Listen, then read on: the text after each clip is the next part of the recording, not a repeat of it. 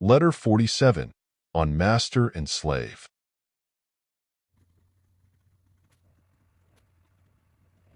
I am glad to learn, through those who come from you, that you live on friendly terms with your slaves. This befits a sensible and well-educated man like yourself. They are slaves, people declare. Nay, rather they are men. Slaves. No, comrades. Slaves. No, they are unpretentious friends. Slaves. No, they are our fellow slaves. If one reflects that fortune has equal rights over slaves and free men alike. That is why I smile at those who think it degrading for a man to dine with his slave. But why should they think it degrading? It is only because purse-proud etiquette surrounds a householder at his dinner with a mob of standing slaves. Kindly remember that he whom you call your slave sprang from the same stock, is smiled upon by the same skies, and on equal terms with yourself breathes, lives, and dies. It is just as possible for you to see in him a freeborn man as for him to see in you a slave. But this is the kernel of my advice. Treat your inferiors as you would be treated by your betters. And as often as you reflect how much power you have over a slave, remember that your master has just as much power over you. But I have no master, you say. You are still young. Perhaps you will have one. Associate with your slave on kindly, even on affable, terms. Let him talk with you, plan with you, live with you. Do you mean to say, comes the retort, that I must seat all my slaves at my own table? No, not any more than that you should invite all free men to it.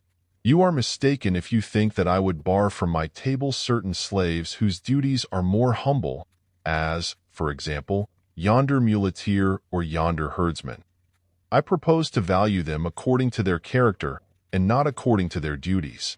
Each man acquires his character for himself, but accident assigns his duties. Invite some to your table because they deserve the honor, and others that they may come to deserve it. For if there is any slavish quality in them as the result of their low associations, it will be shaken off by intercourse with men of gentler breeding. You need not, my dear Lucilius, hunt for friends only in the forum or in the Senate house.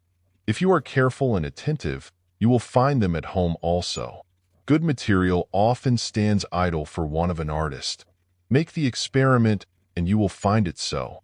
As he is a fool who, when purchasing a horse, does not consider the animal's points, but merely his saddle and bridle, so he is doubly a fool who values a man from his clothes or from his rank, which indeed is only a robe that clothes us. He is a slave. His soul, however, may be that of a freeman. He is a slave, but shall that stand in his way? Show me a man who is not a slave. One is a slave to lust, another to greed, another to ambition, and all men are slaves to fear. I will name you an ex-consul who is slave to an old hag, a millionaire who is slave to a serving maid. I will show you youths of the noblest birth in serfdom to pantomime players. No servitude is more disgraceful than that which is self-imposed. You should therefore not be deterred by these finicky persons from showing yourself to your slaves as an affable person and not proudly superior to them. They ought to respect you rather than fear you.